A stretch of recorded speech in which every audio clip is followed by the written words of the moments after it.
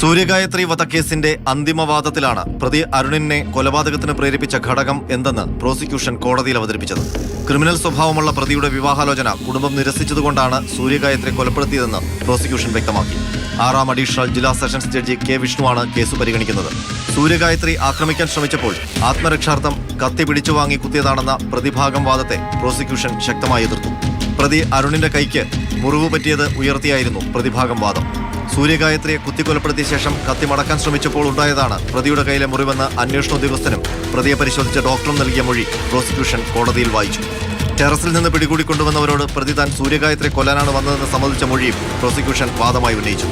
ഭിന്നശേഷിക്കാരും നിസ്സഹായരുമായ മാതാപിതാക്കളുടെ മുന്നിലിട്ടാണ് പ്രതി സൂര്യഗായത്രിയുടെ ശരീരത്തിലുടനീളം 33 പ്രാവശ്യം കുത്തിയത്. പകയടങ്ങാതെ സൂര്യഗായത്രിയുടെ തല ചുമരിലിടിച്ച് ഗുരുതരമായി പരിക്കേൽപ്പിച്ചു. തലയിലെ മുറിവും നെഞ്ചിലും അടിവയറ്റിലുമേറ്റ മാരക മുറിവുകളുമാണ് മരണത്തിനിടയാക്കിയതെന്ന ശാസ്ത്രീയ പരിശോധനാ റിപ്പോർട്ടിലെ പ്രസക്ത ഭാഗം പ്രോസിക്യൂഷൻ കോടതിയുടെ ശ്രദ്ധയിൽപ്പെടുത്തി. അക്രമം തടയാൻ ശാരീരിക ശേഷിയില്ലാതിരുന്നിട്ടും അതിന് തുനിഞ്ഞ സൂര്യഗായത്രിയുടെ അമ്മ വത്സലയെയും അച്ഛൻ ശിവദാസനെയും പ്രതി ആക്രമിച്ചു പരിക്കേൽപ്പിച്ചിരുന്നു.